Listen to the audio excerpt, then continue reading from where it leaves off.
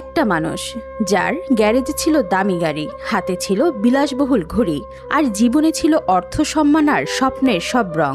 অস্ট্রেলিয়ার সিডনিতে আলী বানাতের জীবন দেখে অনেকেই হয়তো বলতেন এটাই তো সফলতা।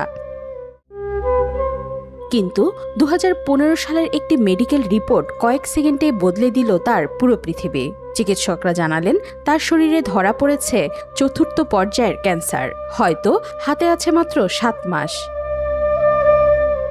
যে সংবাদ একজন মানুষকে ভেঙে চুরমার করে দিতে পারে, আলী বানাত সেটাকেই বলেছিলেন এটা আমার জন্য আল্লাহর পক্ষ থেকে একটি উপহার।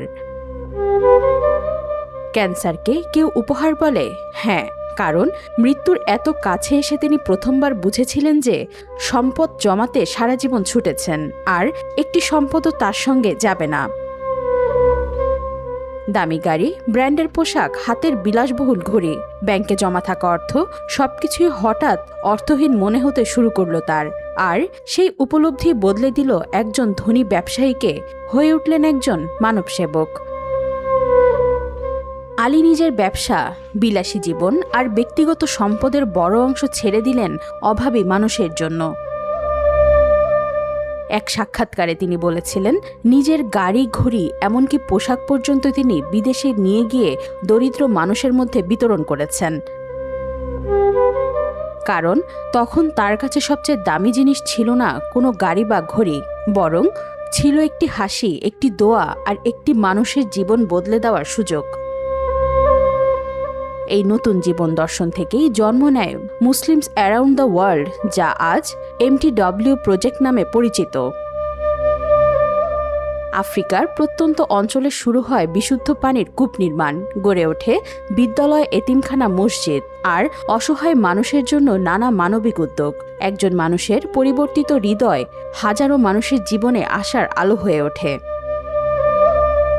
চিকিৎসকরা বলেছিলেন তার হাতে সময় আছে মাত্র 7 মাস, কিন্তু তিনি বেঁচেছিলেন প্রায় 3 বছর।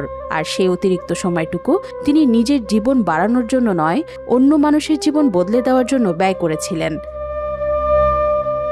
অসুস্থ শরীর নিয়েও তিনি বারবার ছুটে গেছেন আফ্রিকায়, মানুষের কষ্ট নিজের চোখে দেখেছেন, আর পুরো পৃথিবীকে আহ্বান জানিয়েছেন চলুন আমরা কারো জীবনের পরিবর্তনের কারণ হই। তার গিফট উইথ ক্যান্সার সাক্ষাৎকারটি ছড়িয়ে পড়ে বিশ্বজুড়ে। অসংখ্য মানুষ নতুন করে ভাবতে শুরু করেন জীবনের আসল সাফল্য আসলে কি। 2018 সালের 29 মে আলী বানাত এই পৃথিবী ছেড়ে চলে যান, কিন্তু মৃত্যুর আগে রেখে যাওয়া তার শেষ বার্তাটি আজও লাখো মানুষের হৃদয় স্পর্শ করে। তিনি স্মরণ করিয়ে দিয়েছিলেন একদিন আমাদেরও সবকিছু রেখে চলে যেতে হবে, সঙ্গে যাবে না অর্থ, যাবে না বাড়ি, যাবে না গাড়ি, যাবে শুধু আমাদের কাজ। আজ আলী বানাত আমাদের মাঝে নেই, কিন্তু তিনি রেখে গেছেন একটি প্রশ্ন, আমাদের হাতে যে সময় আছে, যে সম্পদ আছে, সামর্থ্য আছে, সেটা দিয়ে আমরা কার জীবন বদলে দিচ্ছি? সে উত্তরটা হয়তো আমরা কেউই দিতে পারছি না।